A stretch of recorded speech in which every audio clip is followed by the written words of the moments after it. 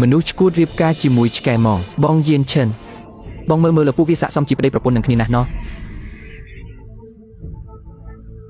កុំអីម៉ាក់ជួយកូនផងបានហើយកុំយកដៃទៅប្រឡាក់ដោយសារតែនាងឈួតនឹងអីបន្តិចទៀតប៉ាកូនត្រឡប់មកវិញហើយនាងឈួតនេះហ៊ានមកលោឡាក្នុងពិធីភ្ជាប់ពាក្យខ្ញុំតាំងខ្លួនឯងជាកូនស្រីច្បងមិនឆ្លុះកញ្ចក់មើលខ្លួនឯងសោះ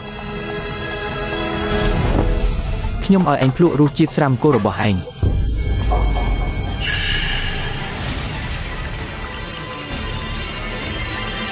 ម្នាក់នេះជានរណាមិនក៏នាងហ៊ានធ្វើបាបកូនស្រីខ្ញុំដល់ថ្នាក់នេះគូយ៉ាងចឹងពិធីភ្ជាប់ពាក្យថ្ងៃនេះវាមានរឿងអីឲ្យប្រកាសមិនក៏មានគេយកឆ្កែមកធ្វើបាបរយអញ្ចឹងអូនសម្លាញ់អូនកំពុងនិយាយរឿងអីហ្នឹងថ្ងៃនេះជាពិធីភ្ជាប់ពាក្យរបស់រយនឹងយានឈិនណាមិននឹងអាចមានអ្នកណាហ៊ានធ្វើបាបកូនទៅអូនសម្លាញ់បងគិតថាប្រហែលមកពីឆ្នាំសរសៃប្រាសាទនឹងហើយធ្វើឲ្យអូនហត់ពេកទៅមើលឃើញខុសអញ្ចឹងស្អីគេអូនសម្លាញ់ឥឡូវបងកំពុងជែកការងារជាមួយលោកនាយកលៀនក្រុមហ៊ុនទីហាវចាំបន្តិចទៀតចាំនិយាយគ្នាណា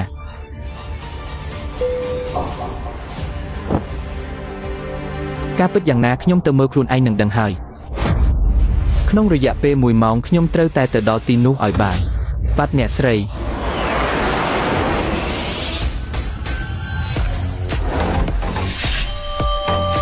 ឈប់សិន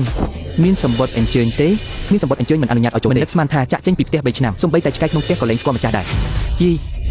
មីស្រីថោកទាបនេះឯងហ៊ានថ្ងៃនេះជាពិធីភ្ជាប់ពាក្យអ្នកនាងគូណាបើឯងហ៊ានមករករឿងអញនឹងឲ្យពួកឯងដឹងដៃកំខានល្អតាថ្ងៃនេះខ្ញុំចង់ដឹងណាស់ថាអ្នកនាងគូមួយណាហ៊ានមករៀបចំពិធីភ្ជាប់ពាក្យនៅផ្ទះគ្រួសារជាងអញ្ចឹង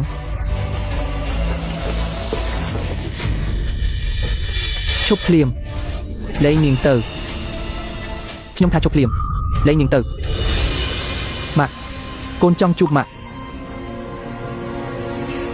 មិនបានខ្លាចជាអញ្ចឹងទៅវិញនេះមានរឿងអីឲ្យប្រកាសទៅលោកម្ចាស់ពួកវាហ៊ានធ្វើបាបអ្នកនាងធំដល់ថ្នាក់នេះផងតើឲ្យពួកខ្ញុំចាត់ការពួកវាឥឡូវនេះតែម្ដងទេនេះក្នុងប្រទេសជាសង្គមមានច្បាប់ទម្លាប់សើប្រការពិតសិនទៅចាំគិតទៀតតាមពិតអ្នកឯងជាម៉ាក់របស់មីឈួតនេះសោះមីឈួតនេះធ្វើជាអ្នកបម្រើនៅផ្ទះខ្ញុំតែមិនចេះប្រមាណខ្លួនដាក់ប្រាប់គេថាខ្លួនឯងជាកូនស្រីច្បងហើយចង់រៀបការជាមួយបងយានឈិនទៀតខ្ញុំក៏បំពេញបំណងនាងទៅកូនស្រីខ្ញុំជាអ្នកបម្រើហើយឲ្យរៀបការជាមួយវាទៀតចុះនាងឯងជាកូនស្រីច្បងមែនប្រាប់ឲ្យដឹងចុះខ្ញុំទៅជាកូនស្រីច្បងក្នុងផ្ទះនេះចំណែកសត្វធាតុមួយនឹងមនុស្សឈួតរៀបការជាមួយឆ្កែមិនស័ក្តិសមណាស់ទៅហើយទេអីល្អណាស់អញ្ចឹងថ្ងៃនេះខ្ញុំនឹងឲ្យនាងឯងស្គាល់រសជាតិរៀបការជាមួយសត្វថោកទាបនឹងម្ដងពួកឯងខ្ញុំមើលលើអ្នកណាហ៊ានប៉ះ